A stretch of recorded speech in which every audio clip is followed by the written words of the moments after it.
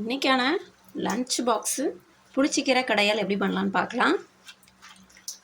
புளிச்சக்கீரையை நான் வாஷ் பண்ணி குக்கரில், அதாவது குக்கர் விசில் போடாமல் அப்படியே வேக வைக்கணும். இந்த கீரை எல்லாத்தையும் இப்போ வாஷ் பண்ணி இதில் போட்டுக்கலாம். இப்போ தண்ணி கொதித்ததும் கீரையை போட்டுக்கலாம். ஃபஸ்ட்டு தண்ணி கொதிச்சதுக்கப்புறம் தான் கீரையை போடணும். கீரையை போட்டு இப்போ நல்லா வேக வச்சுக்கலாம். மூடி போட்டு வேக வைக்க வேண்டாம், அப்படியே வேக வைக்கிங்க. இதை நல்லா மிக்ஸ் பண்ணிடலாம். தண்ணி எல்லா பக்கமும் படுற மாதிரி மிக்ஸ் பண்ணி விட்டுருங்க.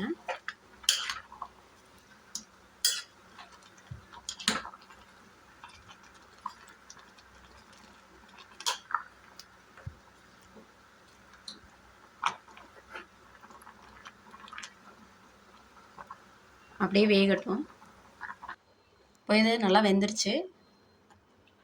இப்படி நசுக்கி பாருங்கள் வெந்துருச்சான்ட்டு. இந்த மாதிரி ஆகுச்சுன்னா வெந்துருச்சு. ஆஃப் பண்ணிவிட்டு இதை ஃபில்ட்ரு பண்ணிக்கலாம். இப்போ கீரையை ஃபில்ட்ரு பண்ணி எடுத்துட்டோம் வாட்டர் தனியாக. இப்போது இதை கூல் பண்ணுறதுக்காக நார்மல் வாட்டரை கொஞ்சம் ஆட் பண்ணிக்கோங்க. இப்போ இதை மிக்ஸி ஜாரில் போட்டு அரைச்சிக்கலாம். கீரைக்கு தாளிப்பு பண்ணிக்கலாம். நான் கடலை எண்ணெய் ஆட் பண்ணியிருக்கேன். உங்களுக்கு என்ன எண்ணெய் விருப்பமோ அதை ஆட் பண்ணிக்கோங்க. இப்போது ஆயில் காஞ்சோடனே கடுகு போட்டுக்கலாம். கடுகு பொரிஞ்சதும் நான் 2 வரமிளகாய் கிள்ளி வச்சுருக்கேன், ஆட் பண்ணிக்கலாம். இப்போ இது கூடயே 2 பச்சை மிளகாய் ஆட் பண்ணிக்கலாம். வெங்காயம், ஒரு பெரிய வெங்காயம், சின்ன வெங்காயம் கூட ஆட் பண்ணிக்கலாம். உங்களுக்கு எது விருப்பமோ ஆட் பண்ணிக்கலாம். இது நல்லா வதங்கட்டும். நல்லா இப்படி வதக்கி விட்டுட்டே இருங்க. கொஞ்சம் கண்ணாடி பதம் வந்தோடனே நம்ம அரைச்சி கீரையை ஆட் பண்ணிக்கலாம். இப்போ இது நல்லா வதங்கிச்சு. நம்ம அரைச்சிருக்க கீரையும் சேர்த்து ஆட் பண்ணிக்கலாம்.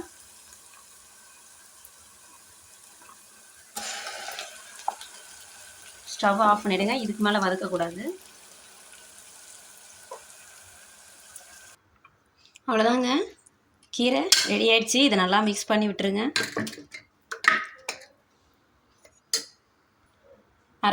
கீரை அரைக்கும் போதே உப்பு போட்டு அரைச்சிருங்க, மிக்ஸியில் அரைக்கும் போதே. அவ்வளோதாங்க, சூப்பரான புளிச்சக்கீரை ரெசிபி ரெடி ஆயிடுச்சு. நீங்களும் ட்ரை பண்ணிவிட்டு எப்படி இருக்குன்னு கமெண்ட்டில் சொல்லுங்கள். தேங்க்யூ ஃபார் வாட்சிங் மை வீடியோ.